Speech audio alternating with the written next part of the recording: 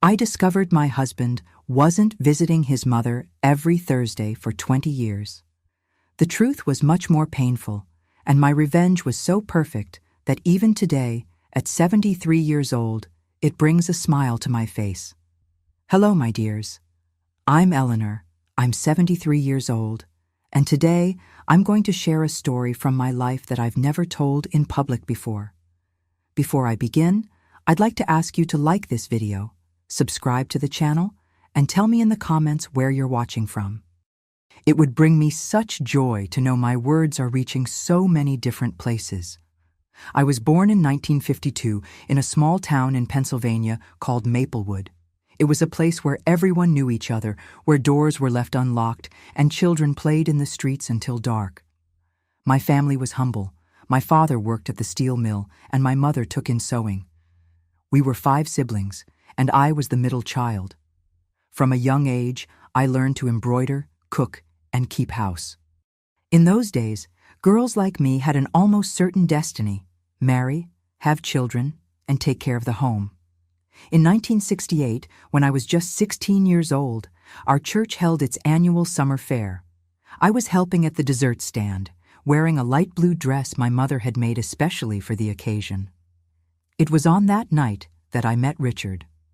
He was 26, tall, with dark hair combed back, and a thin mustache that was fashionable at the time. He worked at the post office, drove a green Volkswagen Beetle, and had a way of speaking that made my knees weak. Richard was the dream catch for all the young women in town. He had a steady job, his own car, and talked differently because he had lived in the city. When he began courting me, my friends were dying of envy. I remember it like it was yesterday. He would come to our house on Sundays, always with a simple gift: a flower, a chocolate, a ribbon for my hair. My father was suspicious of the age difference, but my mother said I was lucky. "An older man has already settled down in life, daughter." We dated for 2 years, always very respectfully. Richard was patient and affectionate, at least in the beginning. In 1970, we married in a simple ceremony in the same church where we'd met. I wore a white lace dress that my mother and aunts had sewn together over months. I felt like a princess that day, leaving the church arm in arm with him while people threw rice and rose petals. In the photo album I keep to this day, my smile was so big it looked like my face would split in half from happiness. The first years were wonderful.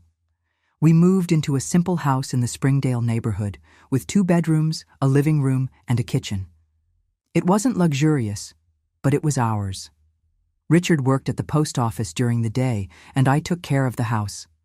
In 1971, our first son, Jason, was born. 2 years later came Diana, and in 1975, our youngest, Robert.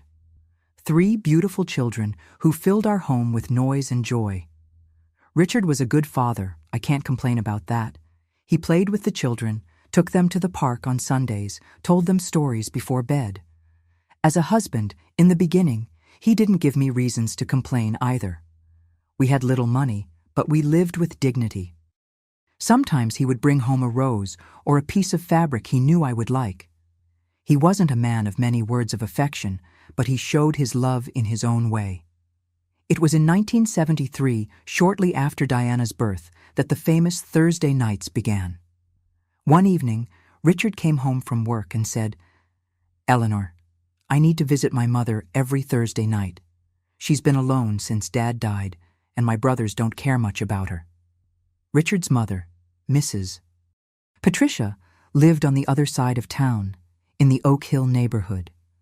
I had only met her twice, at our engagement and at our wedding. She was a thin woman of few words, who didn't seem to like me much. Richard rarely talked about her, and when he did, it was always with a tone of obligation rather than affection. But who was I to question a son who wanted to look after his mother? In those days, a good wife didn't question her husband. And so the routine began. Every Thursday, Richard would come home from work, take a shower, put on that aftershave I loved, dress in a well-pressed shirt that I had prepared especially, and leave around 7 p.m. "I'm going to have dinner with Mom and keep her company," he would say. He always returned after 11, sometimes almost midnight. At first, I didn't suspect anything. I was too busy with 2 small children and all the household chores. Besides, I thought it was nice that he cared about his elderly mother. That's what a good person would do, isn't it? My own mother, who lived in another town, always said, "Look how your husband is such a good son. A man who respects his mother respects his wife." But as the months passed, I began to notice small, strange things. Richard would return from these visits with a different smell, a sweet perfume that wasn't from the aftershave he used. When I mentioned it, he quickly responded, "It's Mom's perfume. She hugs me a lot when I arrive and when I leave." You know how affectionate she is. No, I didn't know. The 2 times I met Mrs. Patricia, she seemed anything but affectionate. She was a serious, almost cold lady, but I swallowed the explanation. Then I started noticing lipstick stains on his shirts.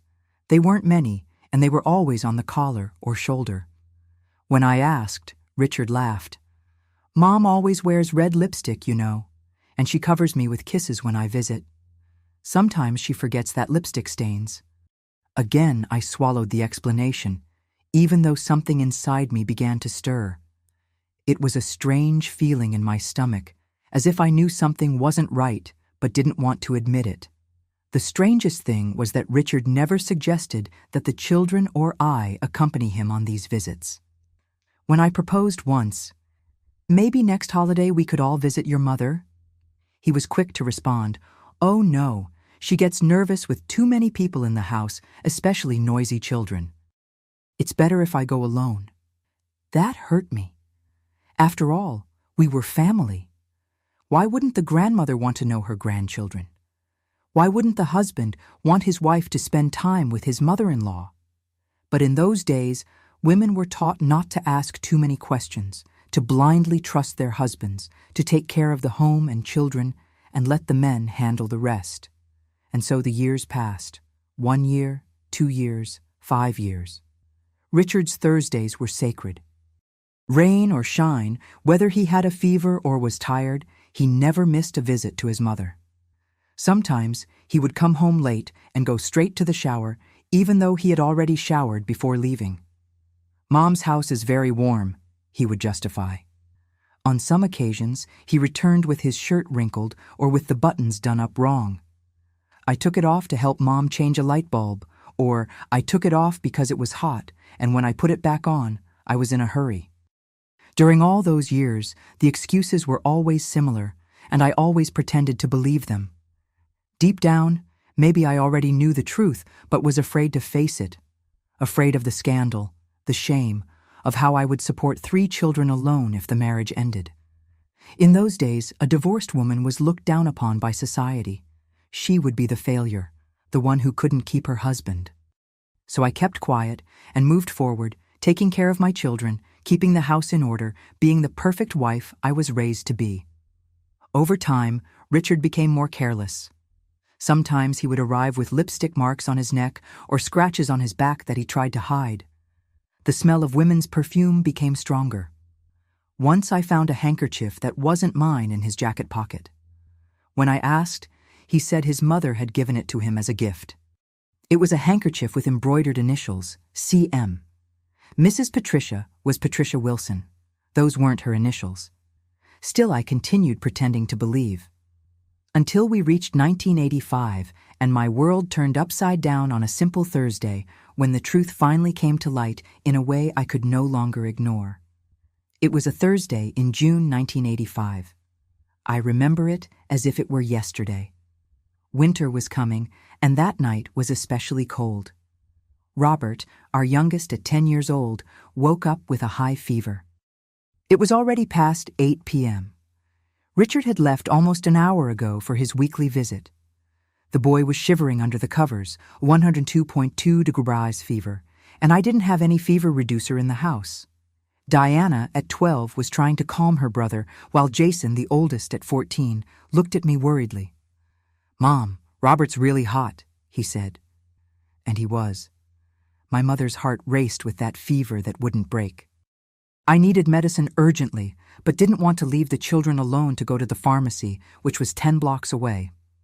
In those days, we didn't have cell phones, internet, or home delivery for medicines. Everything was more difficult.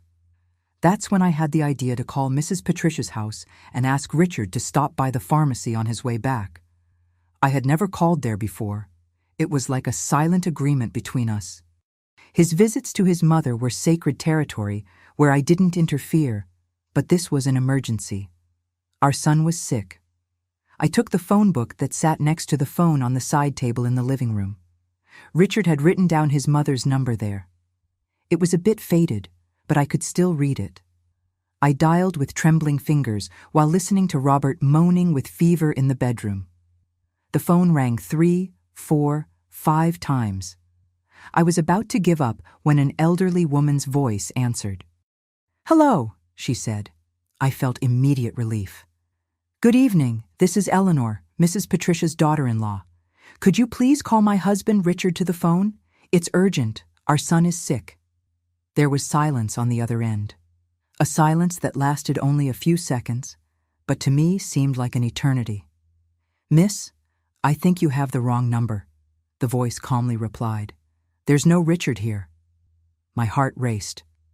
I thought maybe I had dialed wrong, or that the lady had hearing problems, as many elderly people do. "I'm sorry, but isn't this the phone number for Mrs. Patricia Wilson, Richard Wilson's mother?" Another silence, and then came the words that changed everything. "My dear, my name is Bernice. I've lived in this house for almost 20 years. I bought it from the estate of a lady named Patricia." "Yes, but she passed away in 1966. The house was closed for years before I bought it." I felt as if the ground had disappeared beneath my feet. 1966. Richard and I met in 1968. We married in 1970. His mother had been dead for years when he told me he would be visiting her every Thursday. "Are you sure?" I asked, my voice faltering. "Patricia Wilson, a thin lady with gray hair?" "Yes, my dear. The older neighbors told me about her when I moved in. She died of heart problems. She didn't have any children living around here from what they told me. A nephew took care of the estate. She didn't have children. Patricia didn't have children living in town. All the pieces started to fit together." I thanked the lady, hung up the phone, and stood there, holding the receiver in my hand, unable to move. I could feel the blood pulsing in my temples. For 20 years, every Thursday, my husband had lied to me. 20 years of, "I'm going to visit Mom." 20 years of different perfume on his shirts. 20 years of lipstick that wasn't mine. 20 years of excuses that I pretended to believe. I sat down slowly on the sofa, trying to process that revelation. Tears were running down my face when Jason appeared in the living room. "Mom, Robert's getting worse. Did you get hold of Dad?" That question brought me back to reality. My son was sick. It wasn't time to fall apart. I quickly wiped away my tears, took a deep breath, and made a decision. "Jason, stay with your siblings. I'm going to the pharmacy to get the medicine." I put on a coat, took some money I kept in a cookie jar in the kitchen, and went out. The night was dark and cold, but I barely felt the cutting wind on my face. My mind was buzzing with unanswered questions, with anger, with sadness, with a feeling of having been made a fool of for so long. I got to the pharmacy, bought the fever reducer, and returned home. We gave Robert the medicine, and gradually he improved. I put all 3 children to bed, even Jason, who insisted he was too old to be tucked in. Then I sat in the armchair in the living room, in the dark, and waited. I waited for hours, staring at the door, mentally rehearsing what I would say when Richard arrived. The hours dragged on the wall clock. 10 o'clock, 11 o'clock, midnight. At 12:15, I heard the beetle parking in front of the house. Then, footsteps on the porch, the key turning in the lock. The door opened, and Richard entered, his hair slightly disheveled, and with that smell of women's perfume I knew so well. He was startled to see me sitting in the dark. "Eleanor, what are you doing up at this hour?" he asked with a tone of surprise in his voice. He turned on the lamp beside the armchair. I wanted him to see my face when I spoke. "Robert has a high fever. I had to go to the pharmacy alone because you weren't here to help." "Why didn't you call me at your mom's house? I would have stopped by the pharmacy," he replied, taking off his coat and hanging it on the coat rack near the door. It was at that moment that I realized how comfortable he was with the lie. It wasn't something occasional, a slip. It was a lifestyle for him, a farce so well rehearsed that he didn't even need to think before continuing it. "I did call," I replied calmly. I saw his body freeze for an instant, as if he had received a shock. Then, slowly, he turned to me. "I called the number you left written in the phone book. Do you know who answered? A lady named Bernice, who has lived in that house for almost 20 years. She told me an interesting story, Richard. She told me she bought the house from the estate of Mrs. Patricia, who died in 1966. His face went pale. He opened his mouth to speak, but no sound came out. I continued, keeping my voice low so as not to wake the children. "Your mother died before we even met, Richard. Before we started dating, before you told me you needed to visit her every Thursday." He swallowed hard, ran his hand through his hair, and then did what men like him always do. He tried to turn the tables. "Are you crazy? Of course my mother didn't die in 66. It must have been another Patricia. You called the wrong number." I rose slowly from the armchair. In my eyes, there were no more tears, only a cold determination that I never knew I possessed until that moment. "Don't lie to me anymore. It's over, Richard. 20 years of lies is enough." He changed tactics, seeing that denial wasn't working. His face took on an expression of remorse. His shoulders fell. "Eleanor, I can explain. It's just that I didn't want to hurt you." "Spare me," I interrupted. "I don't want to hear any more lies. I want to know the truth. Where have you been going every Thursday for 20 years? He avoided my gaze, staring at the floor. They're work meetings, post office things. You wouldn't understand." More lies, more flimsy excuses. At that moment, something inside me broke, or perhaps it strengthened. I'm not sure. I only know that I made a decision that would change the course of my life forever. "All right, Richard, if you don't want to tell me the truth, I'll find out myself." He looked up, surprised. Perhaps he didn't expect this reaction from me, the submissive wife who had always accepted everything silently. "What do you mean by that?" "I mean that next Thursday, I'm going to find out where you really go and what you do." He laughed nervously. "Don't be ridiculous. You're going to follow me, is that it? Like in those romance novels you read?" I didn't respond. I just stared at him in silence, holding his gaze until he looked away, uncomfortable. That night we slept in separate beds for the first time in 20 years of marriage. He in our bedroom, me on the living room sofa. I couldn't sleep a wink. I mentally relived each Thursday, each excuse, each sign that I had voluntarily ignored for so long, and planned my next move. The following week passed in a blur. I took care of the house and children, as always. I prepared meals, washed and ironed clothes, including the shirt Richard would wear on Thursday. We spoke only when necessary. The children noticed the tension, but didn't ask questions.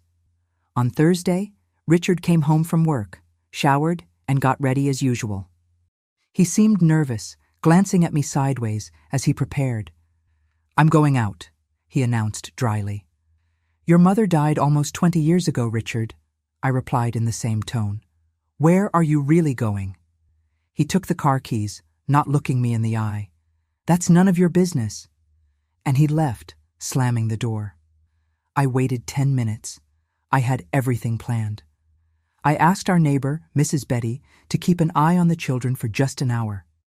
I put a scarf on my head and sunglasses, even though it was night.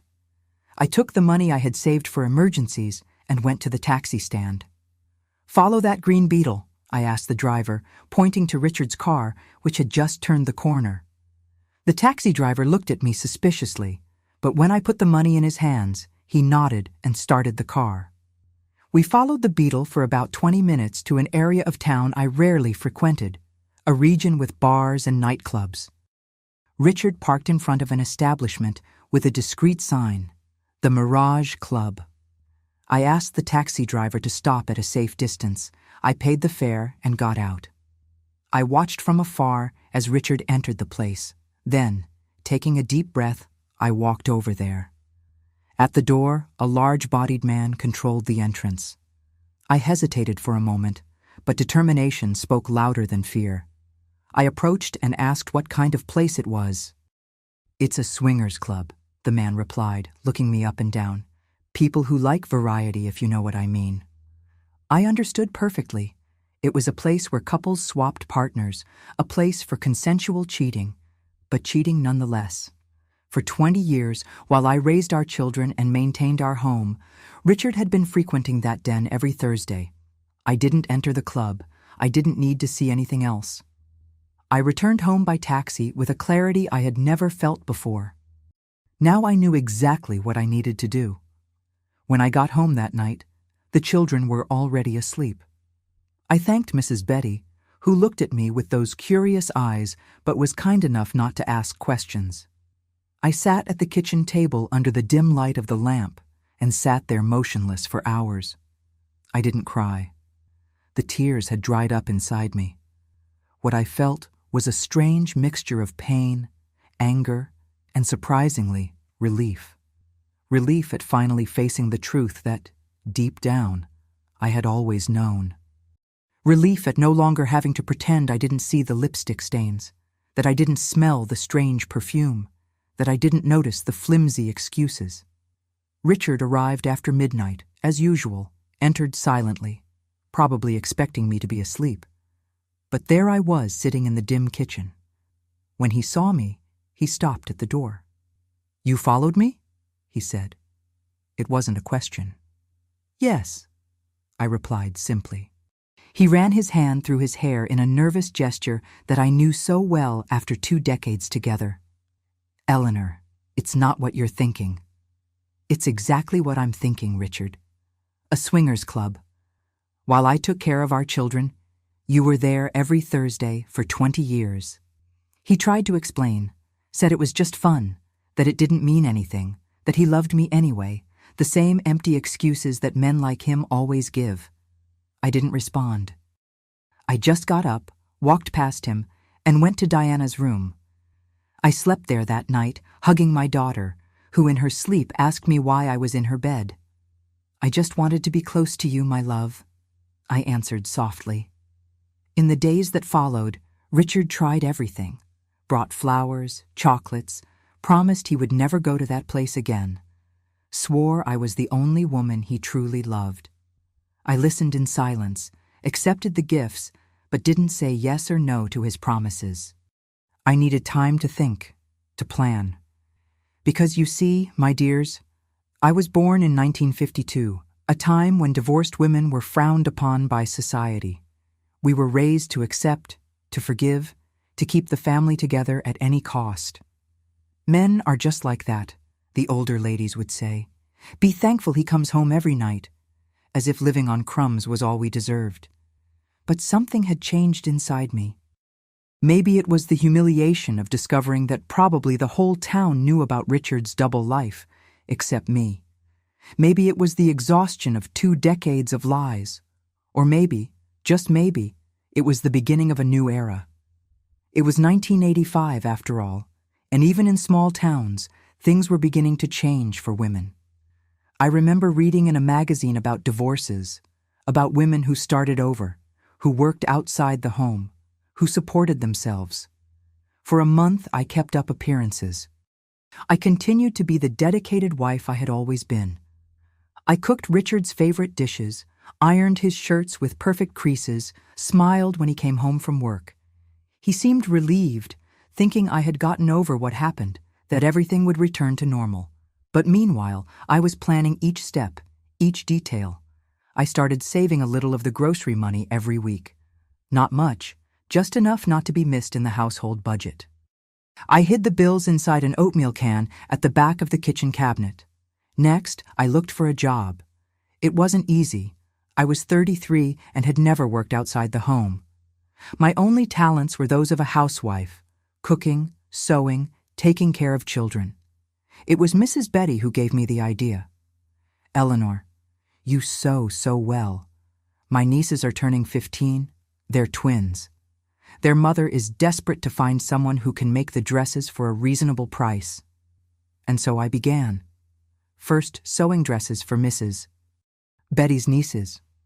Then other girls in the neighborhood found out and sought me out.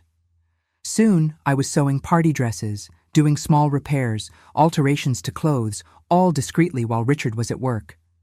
The money went straight into my oatmeal can. I also began gathering important documents: the children's birth certificates, our marriage certificate, house documents. I made copies of everything and kept them in a folder that I hid at my sister Louise's house, who lived in Pine Harbor, 2 hours away. In casual conversations, I began to sound out the children about a possible move. What if one day we went to live at Aunt Louise's house near the beach? Would you like that? Jason, in his rebellious teenage phase, shrugged. Whatever. Diana got excited about the idea of living near the sea. Robert, always sensitive, asked, "And is Dad coming too?" These conversations broke my heart, but I knew it was necessary to prepare them. I knew that in the end, it would be better for everyone. A home without lies, even with less material comfort, would be healthier than a house built on 2 decades of betrayal. My next action was to open a bank account in my name. In those days, this wasn't so common for married women, but the bank manager, Mrs.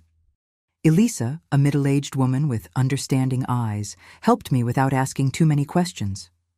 "It's always good for a woman to have her own money, Mrs. Eleanor," she said as we signed the papers. "You never know what tomorrow will bring." She couldn't imagine how much those words meant to me at that moment. For 6 long months, I lived this double life. On the outside, the conforming wife who had forgiven her husband's infidelity. On the inside, a woman determined to build a way out for herself and her children.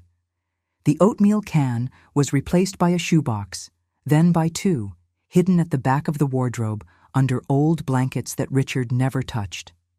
My small sewing business grew. After the party dresses came orders for curtains, bedspreads, christening clothes. I worked while the children were at school and Richard at work.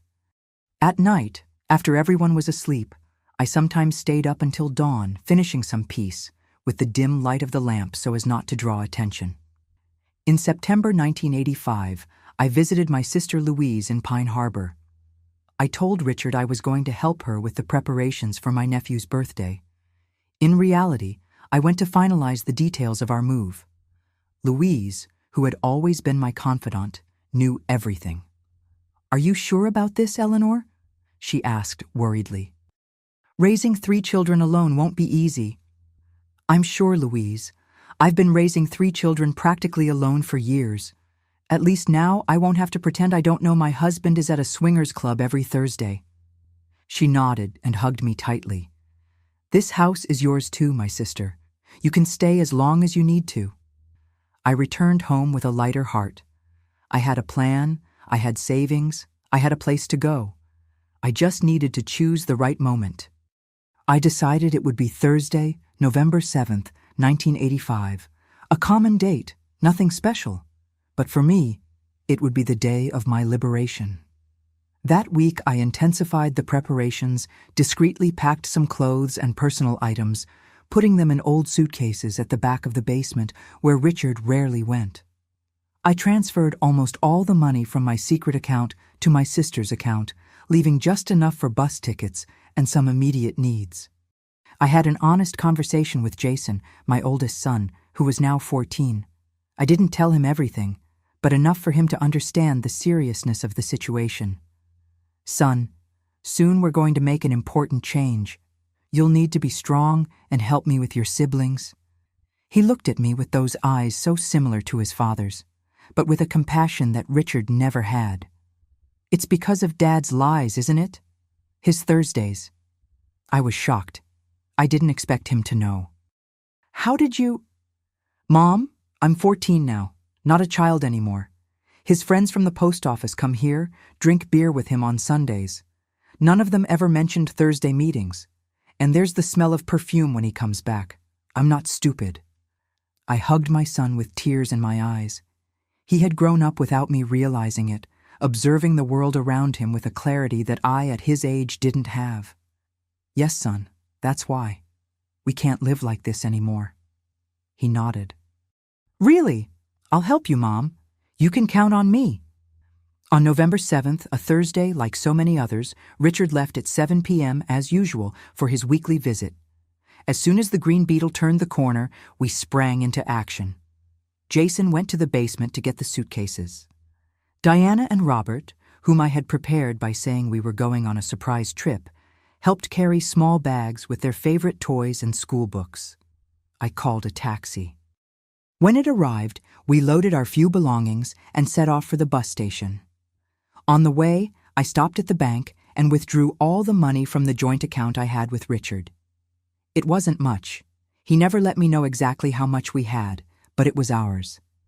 Built with the work of both of us during those 20 years. At the bus station, we bought tickets for the 9 p.m. bus to Pine Harbor. The children were excited about the adventure, not fully understanding what was happening. Jason, however, maintained a serious expression, his eyes attentive to my every move, ready to help. Before boarding, I went to a phone booth and called Mrs. Betty's house. I asked her to deliver an envelope to Richard when he returned. Inside was just a note written in the same careful handwriting with which I had signed the children's school notes for so many years. I went to visit your mother in the cemetery. Don't wait up for me. I boarded that bus, feeling a mixture of fear and liberation. The children soon fell asleep, lulled by the movement.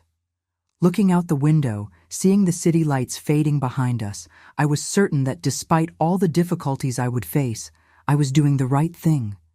It wasn't just for me, it was for my children. So they would grow up in an environment of truth, not lies. It was to show them that no one, not even the mother they so admired, should accept being treated with disrespect.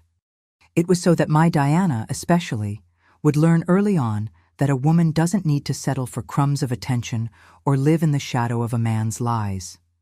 That's how, at 33, with 3 children to raise and just a few suitcases of clothes, I left behind 20 years of marriage and embarked on a journey that, although frightening, would be the beginning of my true life. A life built by me, on my terms, with my own hands. The first months in Pine Harbor were difficult, I won't lie to you. We arrived at my sister Louise's house that November night in 1985, exhausted from the journey, carrying not just our few suitcases, but also the weight of uncertainty. Louise welcomed us with open arms, as she had promised.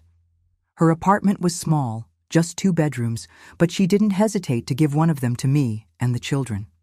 "Stay as long as you need," she said, helping us accommodate our luggage. "This house is now yours too." During those first weeks, I oscillated between moments of fierce determination and periods of overwhelming doubt. At night, after the children were asleep, all 3 squeezed into a double bed while I made do with a mattress on the floor. I sometimes cried silently, questioning if I had done the right thing, not for the lack of Richard, but for the comfort and security we had left behind. Richard called Louise's house 3 days after our departure. From what my sister told me, he was furious, alternating between threats and pleas. He wanted to talk to me, demanded to know where his children were. Louise, always protective, said only that we were fine and that we didn't want contact. He showed up there a week later. I was working. I had gotten a job at a small clothing workshop, thanks to my sewing skills. The children were at school. Louise faced Richard alone. He looked like a different man, she told me that night. Disheveled, with dark circles under his eyes, smelling of alcohol, he yelled, banged on the door, threatened to call the police. The neighbors almost intervened. "What did you tell him?" I asked worriedly. "The truth, that you finally had the courage to do what you should have done 20 years ago, that if he really cared about his family, he wouldn't have lied for so long, that the children were fine but didn't want to see him now." This last part wasn't entirely true. Robert, my sensitive youngest, asked about his father almost every day. Diana oscillated between anger and longing. Jason, the oldest, maintained a stoic posture, rarely mentioning Richard, prematurely assuming the role of the man of the house. Richard returned 2 more times. On the third, Louise threatened to call the police, and he didn't return. Instead, he began sending letters. Long letters, begging for forgiveness, promising change, swearing eternal love. Letters that I read alone at night and then kept in a shoebox under my improvised bed. I never replied. In January 1986, I managed to rent a small house 2 blocks from the beach. It was modest, 2 bedrooms, living room, and kitchen, but it was ours. I paid 3 months' rent in advance with the savings I had brought with me. The children were excited to have their own space again, especially being so close to the sea. I enrolled them in the local school. It was harder for Jason, who was entering high school and had to leave behind his childhood friends. Diana adapted more easily, her sociable nature soon attracting new friendships. Robert, always more introspective, took longer to adjust, but found comfort in the long walks we took together on the beach at the end of the day. My job at the workshop paid little, but it was regular. I supplemented the income by doing sewing services at home on weekends and evenings. Curtains, dresses, clothing alterations, anything that brought in a few extra dollars. They were months of tightness, of counting every penny, of inventing excuses not to buy the fashionable sneakers Jason wanted or the doll Diana saw on television. But you know what I discovered during that first difficult year? I discovered a strength within me that I didn't know existed, a resilience that surprised me. And, more importantly, I discovered that my children were even stronger and more adaptable than I had imagined. In June 1986, a lawyer located us. Richard was filing for divorce and wanted custody of the children. I panicked. I didn't have money to hire a lawyer, and the idea of losing my children was unbearable. It was Louise who saved me again. Remember Michael, Mrs. Carmela's son? He graduated in law and opened an office here in Pine Harbor. Let's talk to him. Michael had grown up in the same neighborhood as us in Maplewood. He was a few years older than me, but he remembered my family. He listened to my story attentively, without judgments, occasionally making notes on a yellow pad. "Mrs. Elellaner," he said when I finished speaking, "your husband has no chance of getting custody of the children. No judge will take 3 children away from a mother who clearly loves them and takes good care of them, especially considering the circumstances of the separation." "But I have no way to prove his infidelities," I argued. "I never took photos, never kept evidence." Michael smiled gently. "You abandoned your home of 20 years and moved to another town, with just the clothes on your back and 3 children to raise. No judge will believe you did this without a very serious reason." He was right. The divorce process was contentious, with Richard using every possible tactic to discredit me. He alleged abandonment of the home, emotional instability, even insinuated that I had a lover, an irony that almost made me laugh during one of the hearings. But Michael was brilliant, and the judge, an elderly man with keen eyes, seemed to see through Richard's lies. In the end, I got the divorce and custody of the children. Richard was granted visitation rights and the obligation to pay child support, an amount that rarely arrived complete and eventually stopped coming altogether. "Don't worry about that now," Michael advised when I cried in frustration after months of receiving nothing. "We'll file an enforcement action when the time is right. For now, focus on stabilizing your life." That's exactly what I did. At the end of 1986, one of the clients for whom I made custom dresses, Mrs.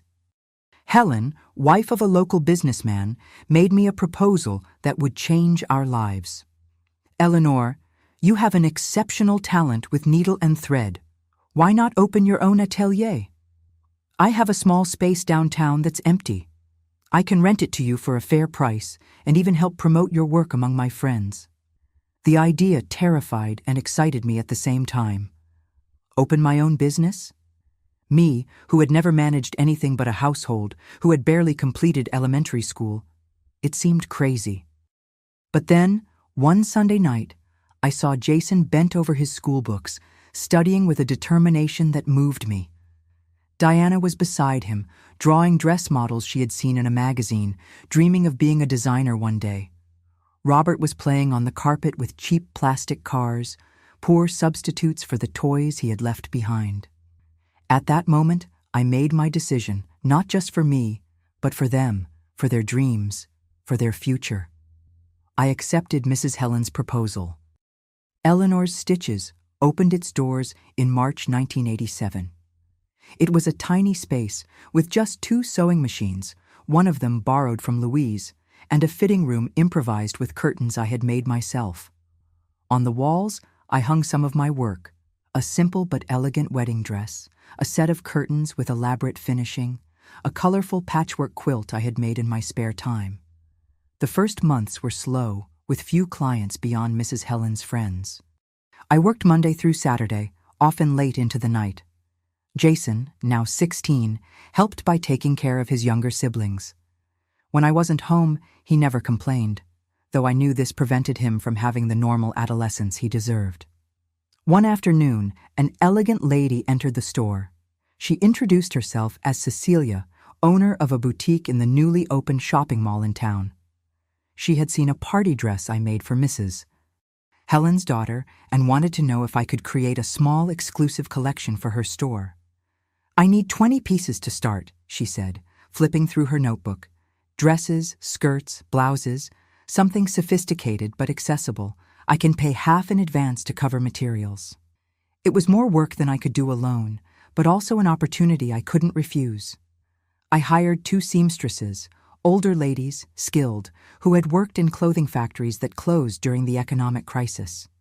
I taught them my style, my quality standard, my attention to detail. The collection for Cecilia's boutique was a success. Soon, other stores began placing orders. In 1988, I had to move to a larger space and hire more employees. We didn't get rich overnight. They were difficult times for the country, with rampant inflation and economic instability. But for the first time since we left Maplewood, we no longer needed to count every penny to make it to the end of the month. In 1990, 5 years after our escape on that November night, something happened that I never expected. Jason, about to turn 19, came home from school with an official envelope. "I did it, Mom," he said, his eyes shining. "I got into the State University for engineering." I was paralyzed, looking at that letter with my son's name. My son, who was born in a small house in a small town, son of a housewife with little education and a post office worker. My son, who was now going to university, the first person in our family to go so far. That night, we had a small celebration. Louise came bringing a cake. Diana, now 17 and working part-time in my store while finishing high school, decorated the house with colored ribbons. Robert, at 15, more talkative and confident than he had ever been in Maplewood, played some songs on the guitar he had received the previous Christmas, a gift I could buy with money from my own business. Sitting at that table, looking at my smiling children, at my sister who had been my safe harbor, at the modest but cozy house that was now truly ours. I had managed to buy it the year before after saving every penny. I felt a wave of gratitude so intense it left me breathless. Louise, noticing my emotion, squeezed my hand across the table. "You did it, little sister," she whispered. "Look at all this. Look at what you've built." And it was true. From nothing, with only courage and determination, I had built a new life. A life that, although full of challenges, was authentic. It was mine. A life without lies, without mysterious Thursdays, without the constant weight of betrayal on my chest. Later, after everyone had gone to sleep, I sat on the small back porch, looking at the stars above the sea that shimmered in the distance. I thought about the path traveled, the nights of tears, the days of doubt, the constant fear of not being able to support my children. I thought about Richard, too. I knew, from mutual acquaintances, that he had remarried a few years after our divorce. A much younger woman who worked as a receptionist at the post office. I sincerely hoped he had changed, that he was a better husband to her than he was to me. Not for him, but for her. As for me, I never remarried. I had some romances over the years, one particularly significant with a history professor I met when I went back to school to complete my high school education at 40. But I never felt the need to make anything official. I had learned to value my independence, my freedom of choice, my ability to build my own path. That night, looking at the stars in 1990, I couldn't imagine what the future still held. I didn't know that my small shop would expand to 3 units in the following years. I didn't know that Diana would indeed become a designer, studying fashion design and eventually taking over the business I started. I didn't know that Robert would find his calling in music, becoming a respected teacher at the local conservatory. I didn't know that Jason would graduate with honors and build a brilliant career, marry, and give me 2 adorable grandchildren. I knew none of this that night.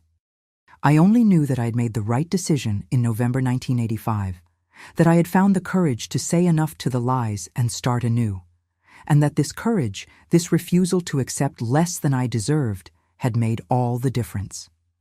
Today, sitting in this comfortable armchair at 73, looking out the window at the sea that welcomed me when I arrived here with nothing but 3 children and a few suitcases, I feel a peace I never imagined possible on that November night in 1985. Time, my dears, is the greatest teacher we have and also the gentlest of comforters. The 1990s passed like a whirlwind of transformations, not just for me and my family, but for the entire country. We saw a president be impeached, a stock market boom, inflation finally being tamed. While the country reinvented itself, I too continued my journey of transformation. By 1995, Elellaner's Stitches was no longer just a small neighborhood store. We had 3 units spread throughout the coastal region, and our atelier supplied exclusive pieces to several boutiques in Boston. We weren't a big company, I never had that ambition, but we were known for impeccable quality and personalized service. Diana, who had always shown talent for design, returned from New York that year with a fashion design diploma under her arm and ideas bubbling in her head. I remember her spreading her sketches on the kitchen table, talking animatedly about trends, innovative fabrics, new markets to explore. "Mom, we need to have our own clothing line with our own label. We can't just be the atelier that sews for others anymore." I confess, the idea scared me. I was 43 at the time, and although my business was growing, I still saw myself as the simple seamstress who fled with her children on a Thursday night. Creating my own brand seemed too big a dream, but Diana insisted with that determination that, I must admit, she inherited from me. She showed me spreadsheets, market research, detailed drawings. She had done her homework during her college years. "Trust me, Mom," she said, holding my hands calloused from so many years of work with needle and thread. "We can do this together." And so, Eleanor and Diana was born. Our first own collection launched in the spring of 1996. It was a line of elegant but comfortable women's clothing for middle-aged women who, like me, valued quality and good taste without ostentation.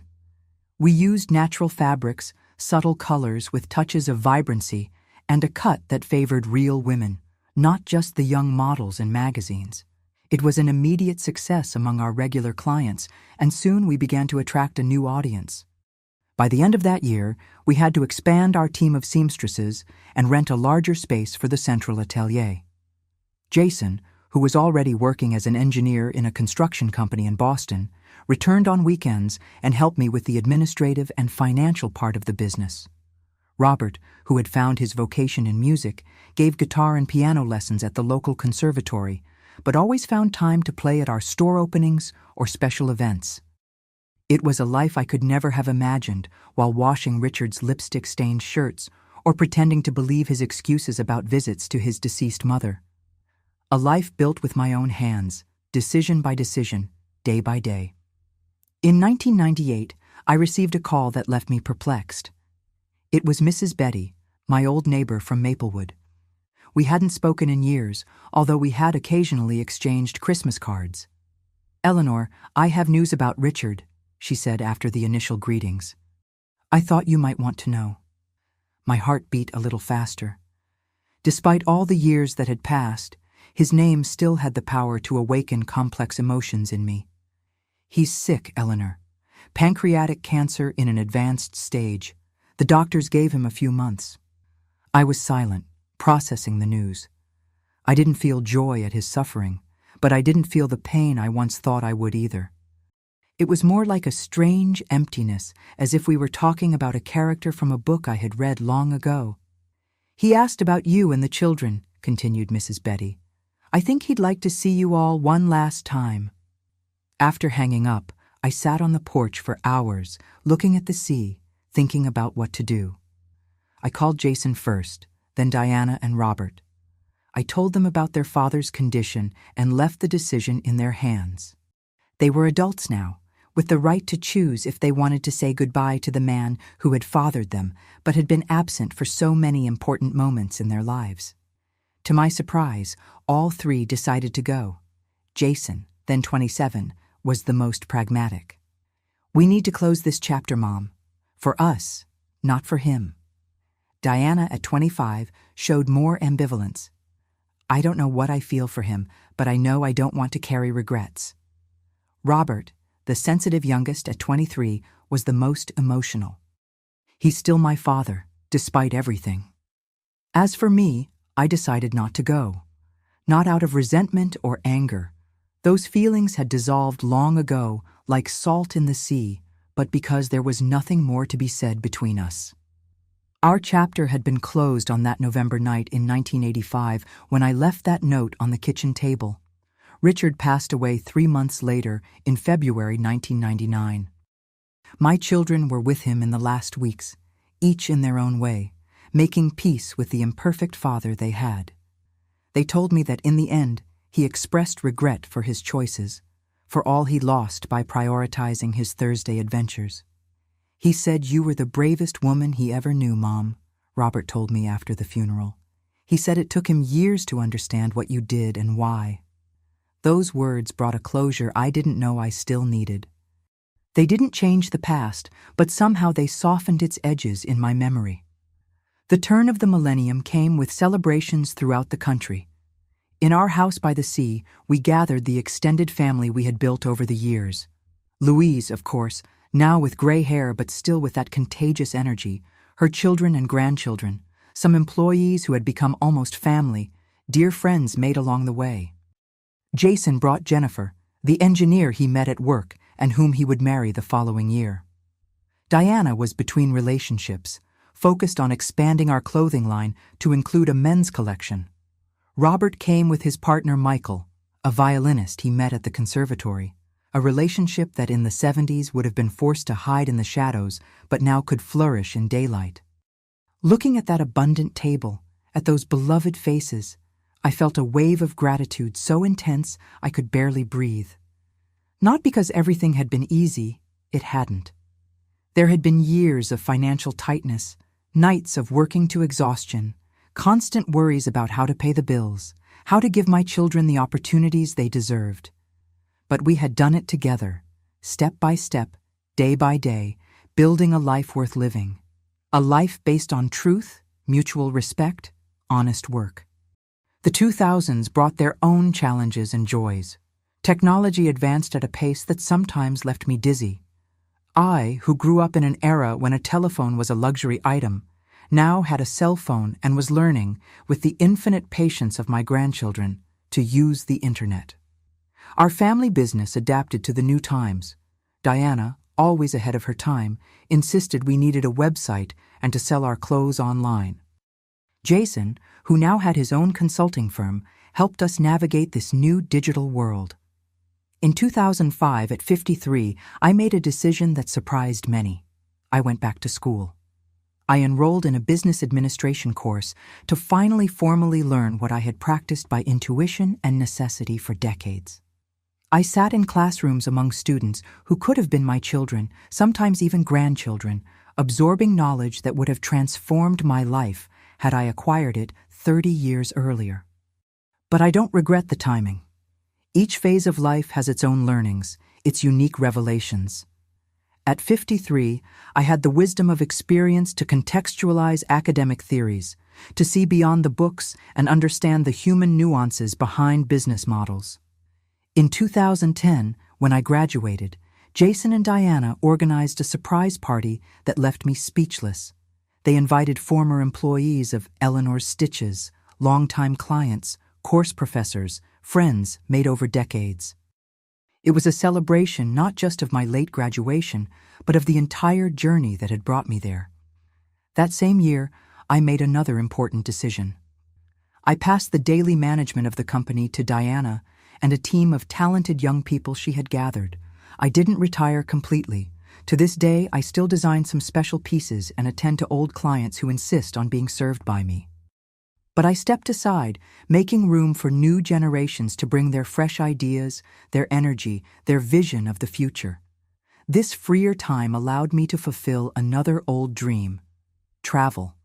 Not luxurious trips to exotic destinations, but meaningful journeys. I visited the small town in Pennsylvania where I was born, reconnecting with distant cousins and childhood places. I went to New York with Louise, where we took photos like tourists at the Statue of Liberty and spent lazy afternoons in Central Park. Two gray-haired ladies sipping coffee and watching the parade of bronzed youth.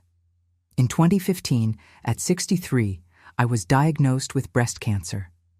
It was a period of intense fear, not so much for the possibility of death, which never excessively terrified me, but for the potential suffering, for the possibility of becoming a burden to my children whom I had struggled so hard to raise with independence. But as in so many other moments in my life, I found strength where I didn't know it existed. I faced surgeries, chemotherapy, radiation. I lost my hair, which was beginning to turn completely white, and gained scars that tell stories of invisible battles. And I won, not alone. I was never alone since that November night in 1985. My children took turns accompanying me to treatment sessions. My grandchildren, I had 4 by then, made colorful drawings to decorate my room during hospitalizations. My former employees, many already retired like me, brought homemade soups and company during the slow afternoons of recovery. Today, 8 years later, I'm considered cured. Each semi-annual checkup brings confirmation that that battle at least was won. Sitting here at 73, looking back, I see a life I never imagined for myself when I was an 18-year-old bride in 1970. A life with its pains and losses, yes, but also with joys so deep, achievements so significant, connections so genuine. If I could go back in time and talk to that 33-year-old Elellaner, sitting at the kitchen table on that night in 1985, discovering that her husband was lying about visiting his deceased mother, what would I tell her? I would tell her to have the courage to take that leap into the dark, even without knowing where she would land. I would say yes. There will be nights of silent crying when the children are asleep. There will be moments of cruel doubt, of paralyzing fear, of exhaustion so deep that it seems impossible to get up the next day. But I would also tell her that beyond these dark nights, there are glorious dawns. There is the indescribable satisfaction of building something with your own hands. There is the pride of seeing children grow into integral and compassionate adults, despite, or perhaps because of, the difficulties they faced. There are true friendships, forged in the fire of shared adversities. There is love, different types of love, more mature, more honest than the one she knew at 16. Above all, I would tell her what I now know with certainty. True security doesn't come from a marriage, a house, a stable job. True security comes from within, the certainty that whatever happens, you will find a way. The confidence that each obstacle is just an opportunity to discover a strength you didn't know you possessed. Today, when my grandchildren ask me what was the most important decision of my life, I don't hesitate. It was that November night when I decided I deserved more than crumbs of respect, more than well-rehearsed lies, more than a life lived in the shadows of Thursday. It was when I decided that the truth, however painful, was preferable to the comfort of feigned ignorance. It was when I chose the harder path, not knowing it would also be the most rewarding. And that's what I wish for you, my dears who are watching me. Courage to seek your truth, even when the path seems frightening. Strength to rebuild as many times as necessary, and the wisdom to recognize that sometimes what seems like the end of everything is just the wonderful, frightening, glorious beginning of a new journey. If my story touched your heart, please leave your like, subscribe to the channel for more stories like this, and share with someone who might need to hear these words today. And tell me in the comments if any part of my journey resonated with your own life. Because believe this old lady who has seen many seasons pass, no matter how dark the night, the sun always, always rises again.